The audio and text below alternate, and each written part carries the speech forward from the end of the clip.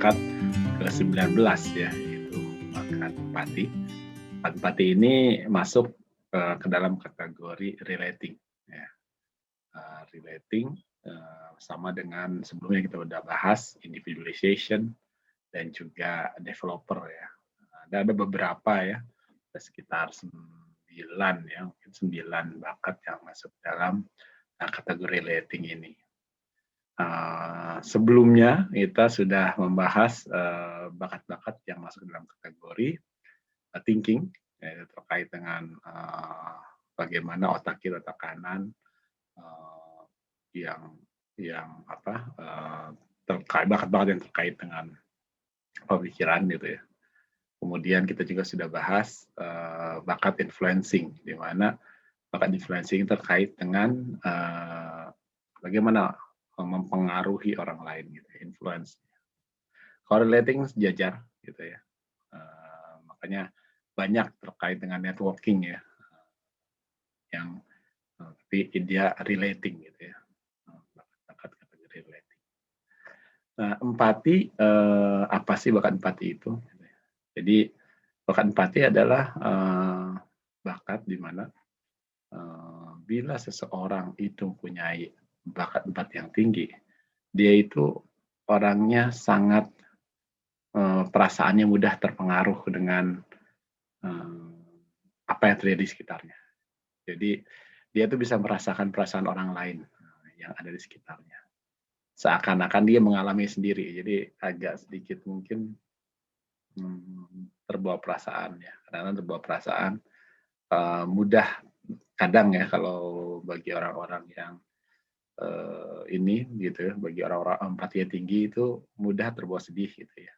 Kita terbawa bahagia gitu kan melihat orang sekitarnya. Tapi dia bisa merasakan perasaan orang lain. Jadi orang-orang yang kuat di empati itu juga positifnya adalah dia bisa merasakan perasaan orang lain walaupun orang itu tidak menyampaikannya. Jadi karena dia sudah bisa mendengarkan apa yang tidak terkatakan. Gitu. Sehingga orang-orang empati ini memang perasaannya halus. Mereka bisa mengerti perspektif orang di sekitarnya walaupun beda dengan yang perspektif dia, tapi dia bisa paham. Kemudian dia bisa merasakan adanya keraguan, merasakan adanya mungkin orang yang sedang tidak enak hati atau hal yang berbeda dari merasakan apa yang di sekitarnya. Nah, ini orang-orang yang kuat di empati.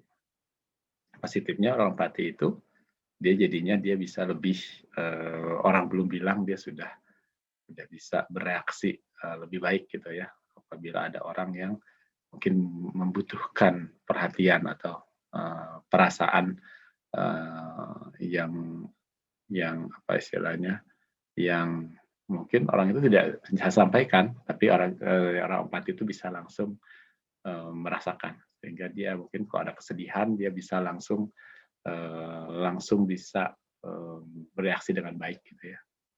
Karena dia bisa paham seseorang ini sedang sedih, berarti saya mungkin perlu membantunya. Nah, ini orang-orang empati seperti itu.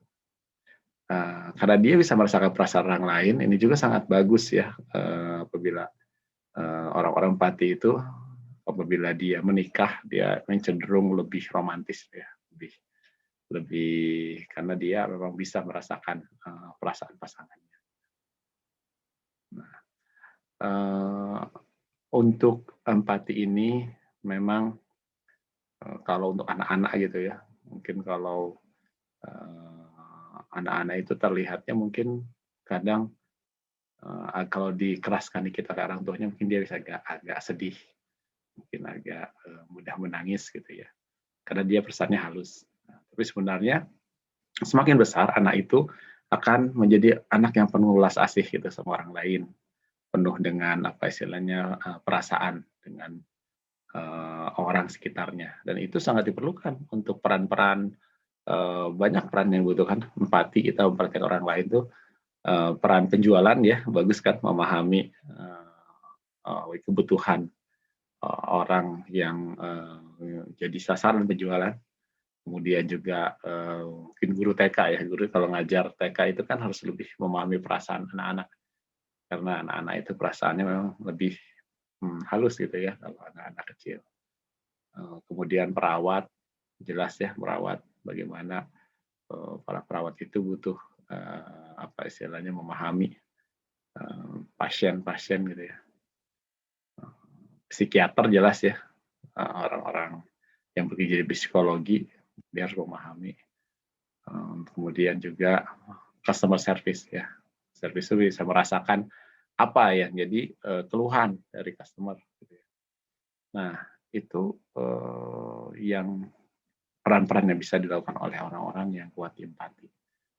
Sebenarnya masih banyak lagi ya, karena empati sangat dibutuhkan untuk jadi seorang pemimpin pun. Kalau dia bisa memahami perasaan anak buahnya itu mungkin bisa membantu juga ya.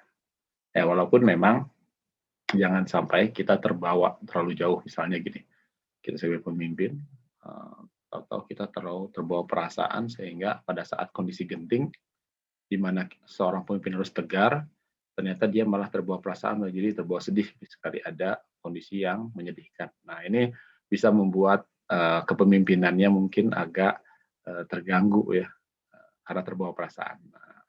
Nah ini memang harus dibalance bagaimana empati itu bisa diikuti, bagaimana dia juga harus mengikuti logika gimana supaya dia tetap bisa menjalankan tugasnya dengan baik walaupun dia mengerti bahwa bakat dia adalah empati. Nah memang bakat seperti itu kadang-kadang bisa kita fullkan sesuai dengan kekuatan kita bila dibutuhkan, tapi bila itu hal itu perlu kita adjust gitu ya sesuai dengan kebutuhan, nah kita bisa atur sehingga tetap produktif. Nah, tujuannya pemahaman bakat ini adalah kita bisa mengelola bakat-bakat kita itu sesuai dengan hal yang produktif.